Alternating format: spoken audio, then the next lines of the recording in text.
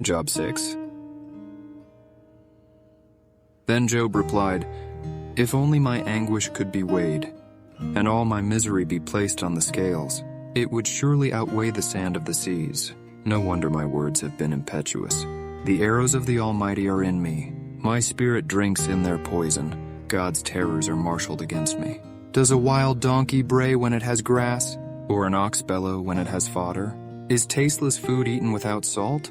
Or is there flavor in the sap of the mallowa? I refuse to touch it. Such food makes me ill.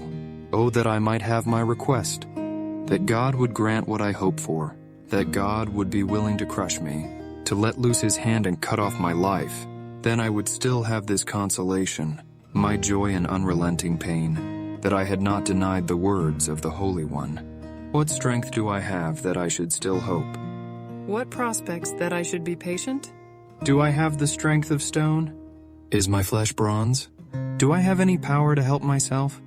Now that success has been driven from me, anyone who withholds kindness from a friend forsakes the fear of the Almighty. But my brothers are as undependable as intermittent streams, as the streams that overflow when darkened by thawing ice and swollen with melting snow, but that stop flowing in the dry season and in the heat vanish from their channels. Caravans turn aside from their routes. They go off into the wasteland and perish. The caravans of Tema look for water. The traveling merchants of Sheba look in hope. They are distressed because they had been confident. They arrive there only to be disappointed. Now you too have proved to be of no help. You see something dreadful and are afraid. Have I ever said, "Give something on my behalf"? Pay a ransom for me from your wealth. Deliver me from the hand of the enemy. Rescue me from the clutches of the ruthless. Teach me and I will be quiet. Show me where I have been wrong. How painful are honest words. But what do your arguments prove? Do you mean to correct what I say and treat my desperate words as wind? You would even cast lots for the fatherless and barter away your friend. But now be so kind as to look at me. Would I lie to your face? Relent. Do not be unjust. Reconsider, for my integrity is at stake. Faitu. Is there any wickedness on my lips? Can my mouth not discern malice? Job 7. Do not mortals have hard service on earth? Are not their days like those of hired laborers? Like a slave longing for the evening shadows, or a hired laborer waiting to be paid. So I have been allotted months of futility, and nights of misery have been assigned to me. When I lie down, I think, how long before I get up? The night drags on, and I toss and turn until dawn. My body is clothed with worms and scabs. My skin is broken and festering. My days are swifter than a weaver's shuttle, and they come to an end without hope. Remember, O God, that my life is but a breath. My eyes will never see happiness again. The eye that now sees me will see me no longer. You will look for me, but I will be no more. As a cloud vanishes and is gone, so one who goes down to the grave does not return. He will never come to his house again. His place will know him no more. Therefore I will not keep silent. I will speak out in the anguish of my spirit. I will complain in the bitterness of my soul. Am I the sea or the monster of the deep, that you put me under guard?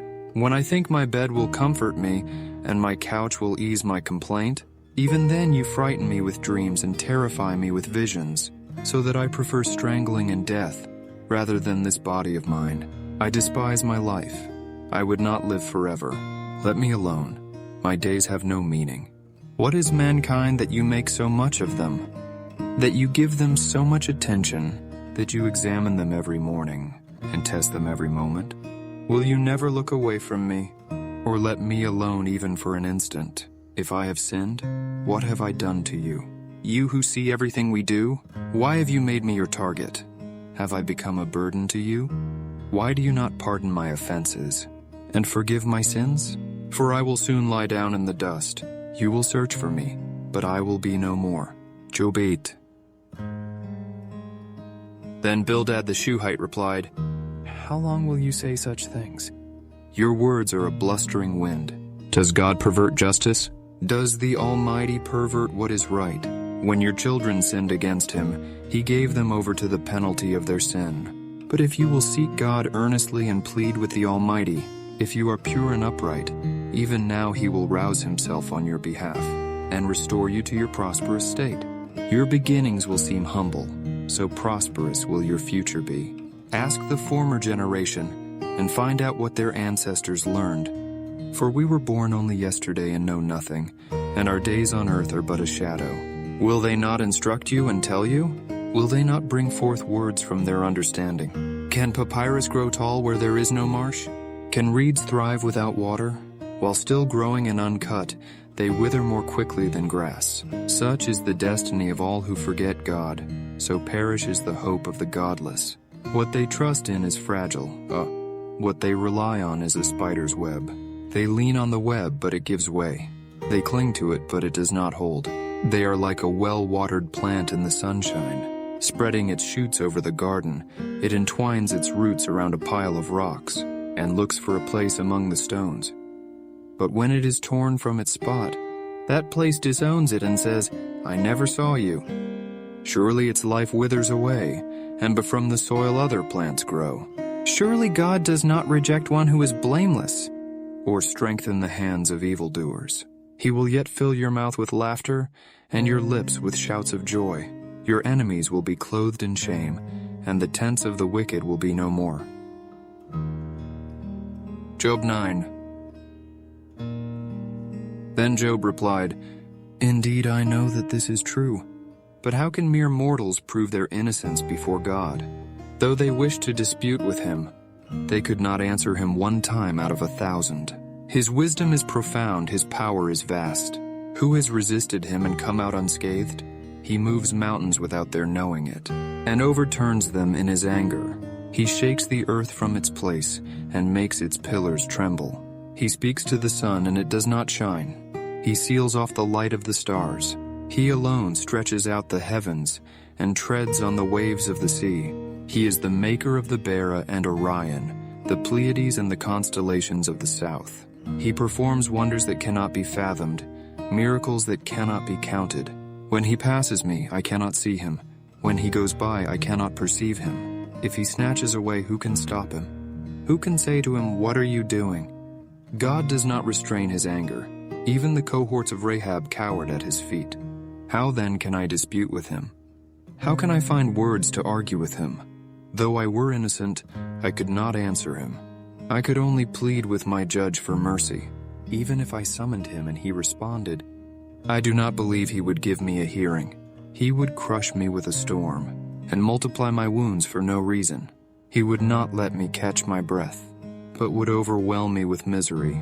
If it is a matter of strength, He is mighty, and if it is a matter of justice, who can challenge Him? And even if I were innocent, my mouth would condemn me. If I were blameless, it would pronounce me guilty. Although I am blameless, I have no concern for myself. I despise my own life. It is all the same, that is why I say, He destroys both the blameless and the wicked. When a scourge brings sudden death, He mocks the despair of the innocent. When a land falls into the hands of the wicked, He blindfolds its judges. If it is not He, then who is it? My days are swifter than a runner. They fly away without a glimpse of joy. They skim past like boats of papyrus, like eagles swooping down on their prey. If I say I will forget my complaint, I will change my expression and smile. I still dread all my sufferings, for I know You will not hold me innocent. Since I am already found guilty, why should I struggle in vain? Even if I washed myself with soap and my hands with cleansing powder, You would plunge me into a slime pit, so that even my clothes would detest me. He is not a mere mortal like me that I might answer Him, that we might confront each other in court. If only there were someone to mediate between us, someone to bring us together, someone to remove God's rod from me, so that His terror would frighten me no more. Then I would speak up without fear of Him. But as it now stands with me, I cannot.